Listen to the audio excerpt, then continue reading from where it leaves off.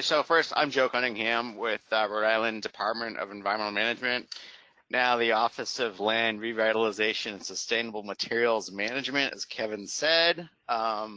It's been about a month and I still have not memorized that, so I still screw it up all the time. So the title here is a little dramatic in the picture as well. However, the picture is actually a local magazine specifically about this site, and that drawing is actually this particular site. It's a little mini controversy because the interpretation of what the subsurface looks like, and it actually turned out to be surprisingly accurate. So everyone, and then I move to the next slide, right? Yes, yep. Okay. So just a background on this site. There are many abandoned mills from the late 1800s and early 1900s in Rhode Island. Many have been renovated into apartments, condos, and office spaces, just like all around New England. And if we were actually in Lowell right now, I'd probably look around and say, just like this building here. But,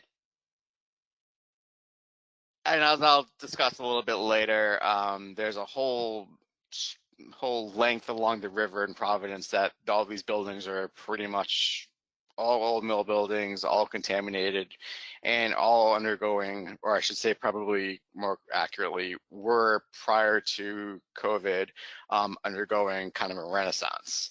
But going back to 2014, the Rhode Island governor at the time pledged to bring Narragansett beer back to Rhode Island to be brewed and distributed. And using economic incentives to restore old mills, a partially used mill at the address is 498 Kinsley Ave was selected as the new headquarters and brewery for Narragansett beer. A little history on this site. It is part of a foundry and textile mill complex on the Woonasquatucket River. It was built in approximately 1890, and yet this is an actual picture of the building right here. It's got a interesting history. For about 10 years, it was a marble works, then it became an iron foundry. Then it became a wire company. It was then abandoned for about 5 years. And then one of the buildings turned it into some business lofts and was used by art. And then from 2005 to 2015, it was partially occupied. It wasn't the best part of the city. The companies there, but it was not full by any means, and there was lots of abandoned areas of the building. So just to give you a little idea of why, so this is in Providence. So here's Route 95. You go up to every other New England state here, on this road here. This direction here, state here, an old mill, and pretty much all of these buildings here and all of these buildings here. About the lofts here is 498. As you can see, it's right along the river, and this river does directly go later on, opens up in a larger bay on the other side that directly goes down to the ocean. This is a close-up of the site. The site has 2 USTs. So, you know, all things considered, nothing extravagantly old or out of the ordinary for this. So here we come to March 9th, 2015, and hopefully this video works and everybody can see it.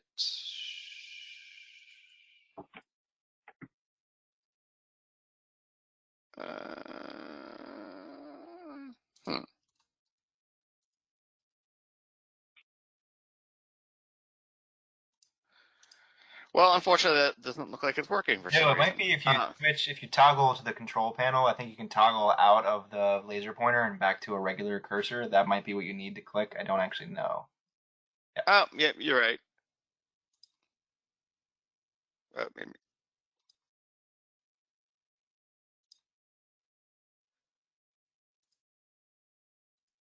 Well, It doesn't appear to be working, but that's okay. Essentially, all it is one night, March 9th, the whole complex caught on fire. And if the video did work, you'd see a great big fireball explosion here where we're told a AST that was inside the building essentially exploded. This is the immediate aftermath of the fire from the next day. You know, it was very, very destroyed. And the one thing I'll point out here is you can see for the ATF is there investigating. And what ended up happening was that there is a substance called that is made by some chemical process of marijuana and butane, which creates a very potent substance that is also extremely dangerous to make because it causes massive fires. And that's exactly what happened here. Somebody had been using one of the empty rooms in the building to generate hash oil and essentially burn the entire building down, and which was quite an impressive feat because, you know, it's mostly brick and there weren't that many flammable things inside of it. So this is, he's still there. And now, you know, now we kind of have, well, not heavily involved yet. We still regulate the USTs. So we kind of became involved. The UST program was charged with determining any potential damage to the USTs and associated releases.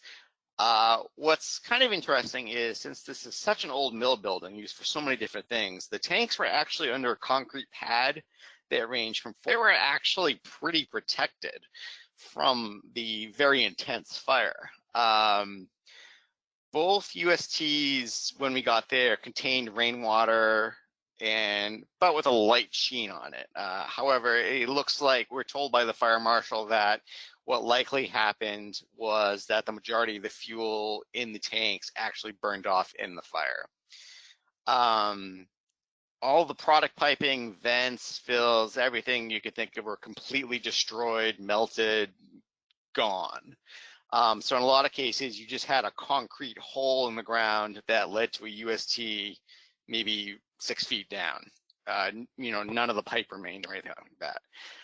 The DEM site remediation program was also charged with doing a site assessment and targeted this site for brownfields development, because it is actually very close to the other sites that are being developed, and now it's essentially a blank concrete pad / canvas to work with.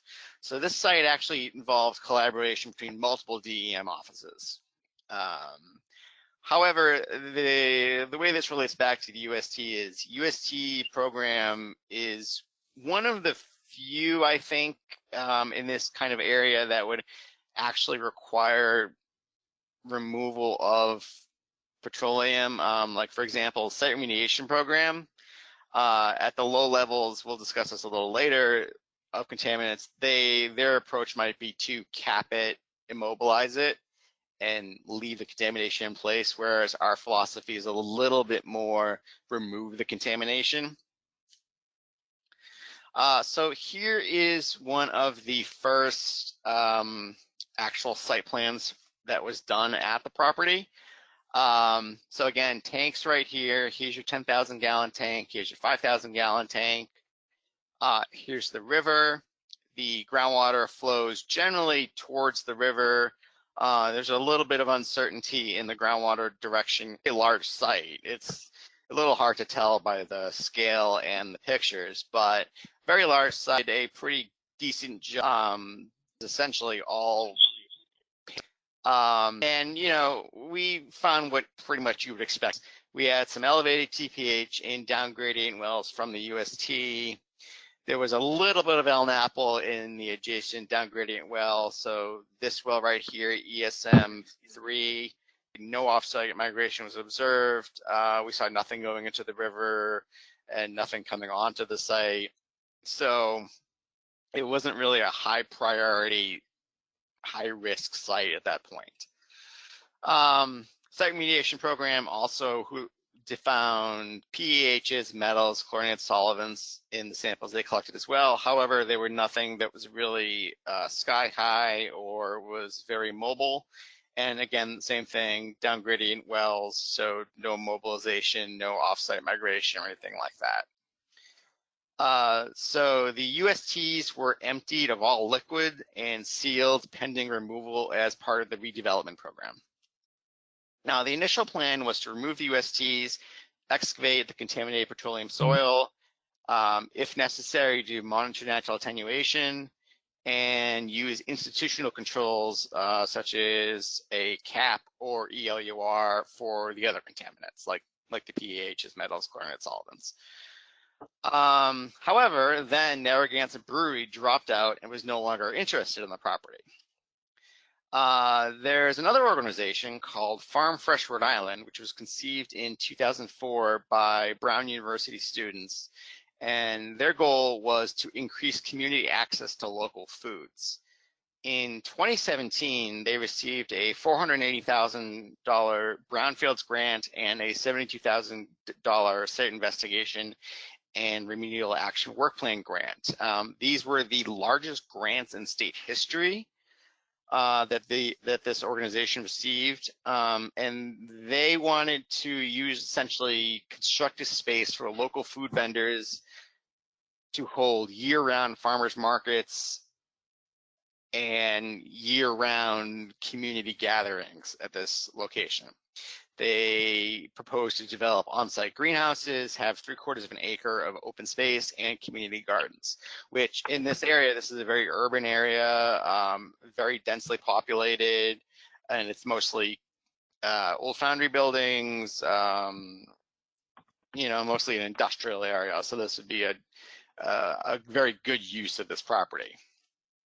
However, there were numerous delays in the project. The facility underwent multiple redesigns and modifications to their scope. It's almost like they weren't sure exactly what they wanted, and that kept changing, so that delayed things. There were unfortunately continued attempts to delay or reduce the scope of the remediation. So like I said earlier, our philosophy is pretty much that if you have petroleum contamination, it should be removed from the ground. And there were negotiations on that. Well, can we just leave it on the ground? Things like that. And they were also very adamant that the remediation and tank removal be performed at the same time as the construction of the building to reduce the multiple mobilization events and associated costs. So, we agreed with that in principle. However, it kept extending out to the point where it was 2 years later. During that time, the groundwater wells were monitored quarterly. There was little to no change and no evidence of offsite migration, and the wells parallel to the river, which were essentially down gradient, consistently met the existing groundwater standards for that area. We saw no accumulation of elm apple, nothing like that. Nothing like that would cause any concern really whatsoever. However, one beautiful June day, we decided to bring the interns out with us. As I pointed out earlier, this site is, about probably 3/4 of a mile down from our office. So it was a nice day out. We decided, hey, we'll go show you how, you college juniors, how to go sample some wells. And we did, and we found this. So this is a well. These are 2 wells that were sampled 2 months prior by the consultant. And the well on the left here has about, if I remember correctly, it was 18 inches of elm apple. And on the right, it was about 1/2 inch, if I remember correctly. And these 2 pictures are taken about 6 feet apart, right here. And sidewalk runs right up here. A sudden problem that we had not anticipated or seen before. And we really had no idea where this was coming from. And just going back here, so at this point, the tanks are still in the groundwater standards. primary groundwater flow direction, again, towards the river. However, there is the possibility some of it goes this way. This very smaller amount, this well right here. So extremely close. Something upgrading. We did a search. There's no known tanks up in. Again, we checked that, nothing. So kind of the source of this was unknown at the time. A week later, DEM, RIDEM, and the contract were again clean. There was a little bit of evidence that the sheen might have originated with the stormwater outfall. However, is inconclusive. So now here's the situation now. These wells are clean, below standards, and we get a sheen source right above. So that, there's from essentially all angles. Some people are looking at it and it's clearly this site. You need to go dig everything up immediately to stop it from coming into the river. And then we've got other people saying, no, it's not coming from there. It's probably somebody who just dumped something.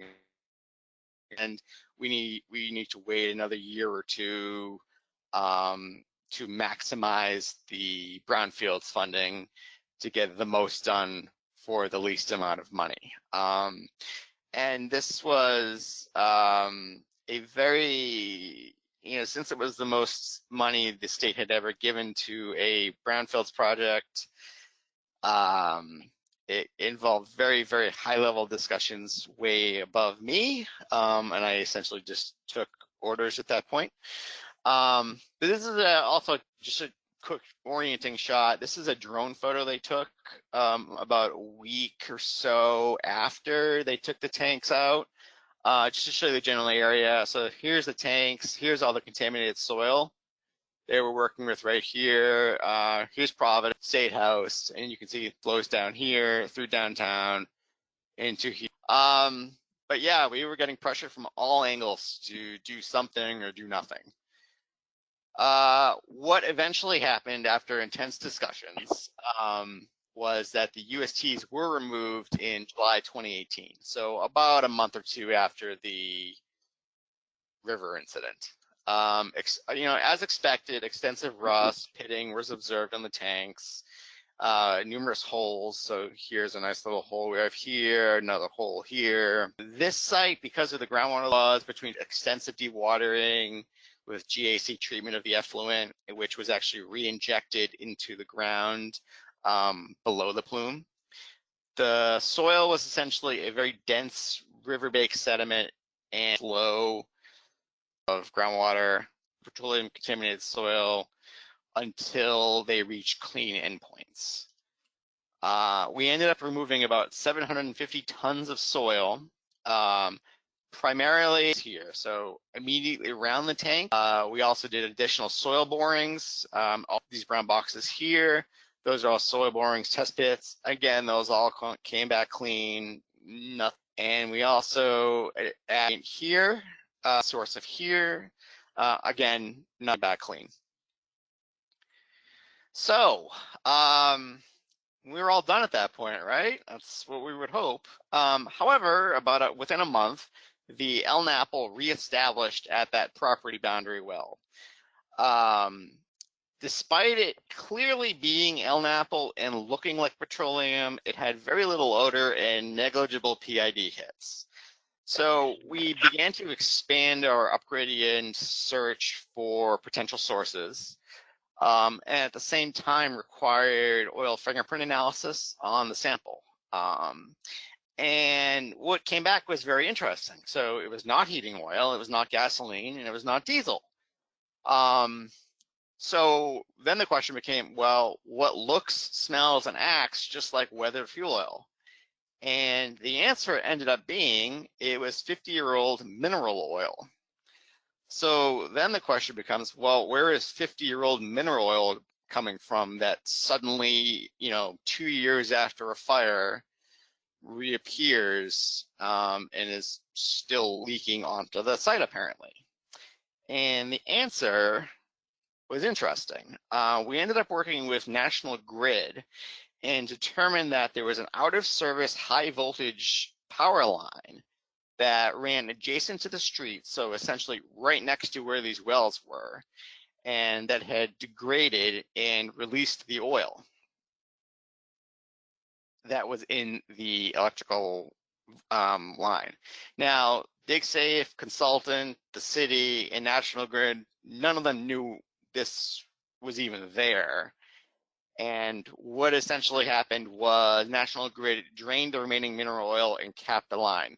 So forgive me if a lot of you know this. I was aware that oil and PCBs were in transformers. However, I did not know that it was very common for oil to be in high voltage lines. And that's essentially what happened in this case. You know, it being a foundry and all the other things, they had very high electrical needs.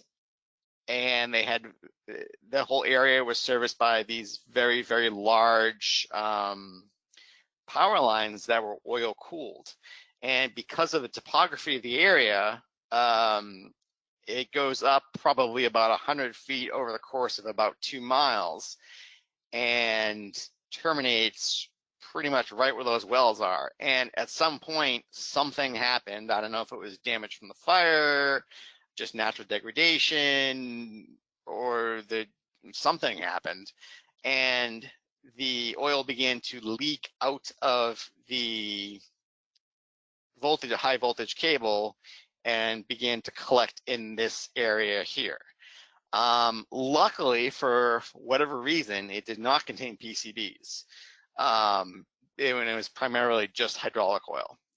So that ended up being the source of the majority of our contamination at that site, was this hydraulic oil from this electrical line that nobody knew was there. So like I said, they removed most of the line, capped it, drained it. We did a second remedial excavation in that area to remove everything else that had been recontaminated. We did all monitoring wells at the property were sampled quarterly for after that was done, and after remaining below TPH standards for 4 consecutive quarters, we issued an NFA last July. Construction at the Farm Fresh building began shortly thereafter. And you can see here some pictures. This picture is from about December or so.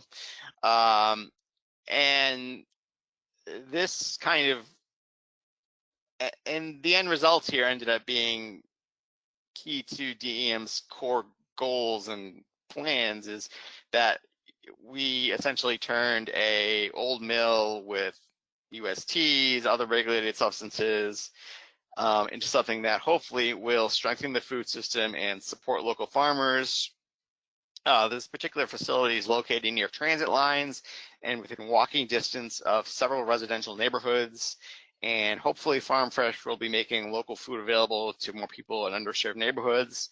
And I know recently, as part of the COVID crisis, they actually received another grant to better distribute food to people in need. So right about as of March, I don't know what's been going on lately, the building is about 50% complete and is expected to be operational by this fall. This is an artist rendering of what they expect it to look like. I don't think I mentioned it, but they are expected to have 3/4 of an acres of open green space. They have rooftop greenhouses, community gardens, and things like that. So this is that took lots of contamination. That's called the end, or is it? And facetiously, because liquid cooled electrical lines are actually starting to make a comeback due to electric cars. Most of the undersea cables they are installed in the 60s, 70s, 80s are liquid cooled. However, the modern ones, they actually use liquid nitrogen. And you can actually get a lot of these to conduct twice the amount of energy by cooling them with liquid nitrogen or other cold substances as they become superconductors. So in most Tesla chargers that you see now are actually liquid, the actual electrical line you hook up to your car, those are already liquid cooled usually. And Tesla recently filed a patent for a new system that actually pumps coolant into the car that surrounds the battery pack to keep the battery cold while it's charging. And so it's presumably going to be pumping some kind of fluid, they haven't said what, into the car and back out in a closed loop while it's being charged. So we may end up seeing more of these type of releases that I never considered before. All right. So any questions?